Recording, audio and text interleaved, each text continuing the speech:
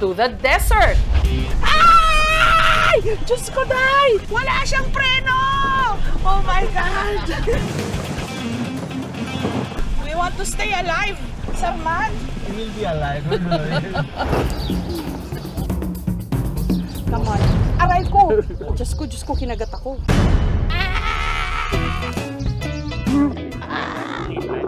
Nakaka-nervyos ha. Medyo wild yata itong sa akin. Oh yeah, it's heart-shaped now. Kapuzo. Yeah, kapuso mo, Jessica Soho. Two hands. Ma'am, two hands down. Okay. And lean back. Siyempre, hindi makukumpleto ang ating Dubai adventure kung hindi tayo makakapasyal sa disyerto at makasama ang mga camel. Nasa countryside tayo ng Dubai at narito tayo sa isa sa kanilang camel farms.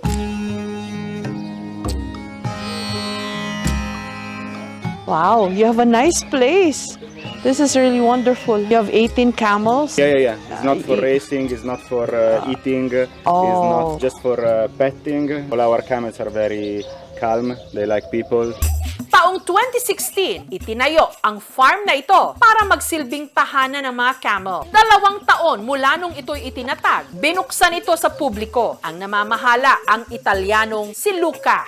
What is an Italian doing in Dubai racing camels? I moved here 10 years ago as a photographer, but with my girlfriend 2 years ago, we took this place. It was a farm that was already existing before. We decided to make it more beautiful and to create a real Emirati and Bedouin experience for tourists.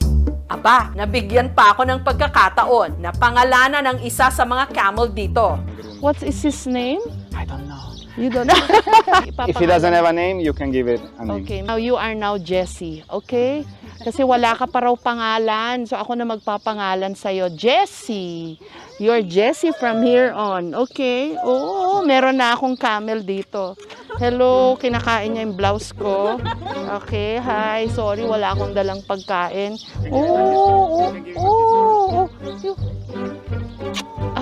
Pwede mo raw silang i-kiss. Ang bait naman. Wow. On the nose also. They like. On the nose. Also, the kiss is on the nose? Of course. Oh, come on. Kiss you daw. Hindi sila mabaho. She wants more. Oh, you want more? Oh, ang sweet mo naman. Ang mga camel, itinuturing na cultural heritage ng UAE. Status symbol din ang mga ito. Kung mas maraming camel na pagmamay-ari ang isang pamilya, ibig sabihin, mas mayaman sila. Pero alam nyo ba kung ano ang laman ng mga umbok sa hump ng camel? Hindi pala nila ito imbakan ng tubig, kundi ng fat o taba. Kaya kahit mahabang paglalakbay sa disyerto, kaya nila. If they go in the desert for 2-3 weeks without food or water, they can still take the nutrition from the hump. Here they don't have big humps because we feed them every day, so they don't really need to accumulate fat. Oh, so that's how it goes. If you feed them enough, they will not grow their hump so big. Yes, Yeah? because for them it's an excessive weight. It's like a runner. It doesn't have many muscles because it needs to be light. You fold it, yeah? Dito sa farm, pwede mong maranasang magpakain ng camel. More and more and more.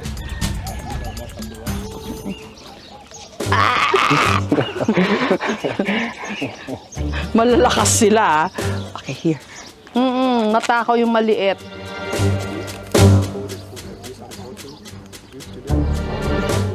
Is this edible for humans too or it's just for animals? It's not poisonous, yeah? No. Let me taste one leaf. Tikman natin.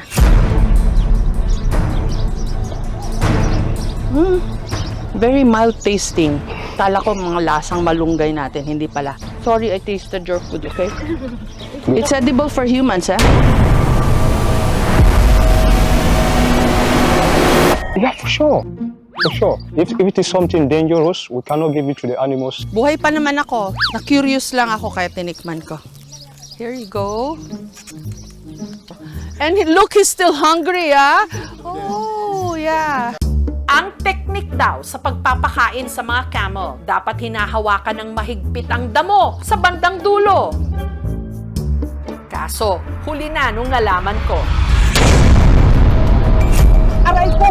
Diyos ko, kinagat ako. Just trying to grab the food, you know. Yeah. Yeah. Their teeth are not sharp, No, yeah? no, camels, they don't easily harm people with their teeth because But- they don't have complete teeth.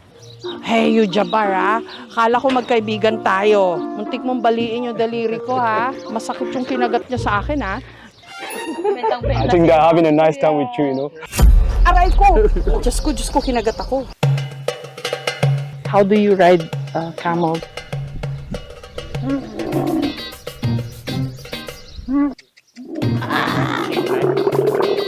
What's his name?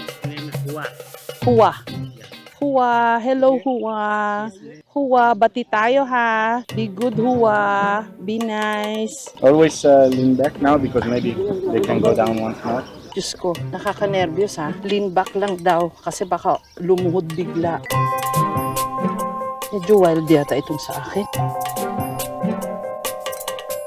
You're a nice camel, Hua. Ngayon ko lang masusubukan kung paano maglakbay sa disyerto sa kanilang likuran. Aba, ang aming guide na si Omar, tila nag-e-exhibition pa.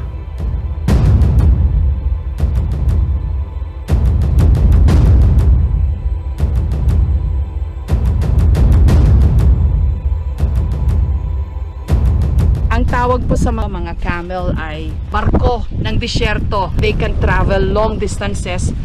Kaya nilang malayong mga paglalakbay at kahit walang tubig, walang pagkain, mabubuhay sila. At napakahalaga ng mga camel dito sa disyerto, nabubuhay at naghahanap buhay. Siguro yung human civilization as we know it, hindi tayo nakarating dito kung hindi dahil sa mga hayop na ito. Masakit sa puwet, sa lower back. Para sa first-timer, hindi madaling sumakay. Ibang klase rin pala ang pagbaba.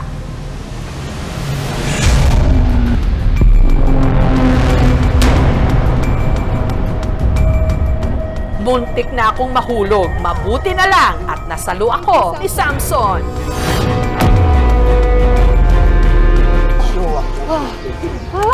Thank you. Thank you, Samson.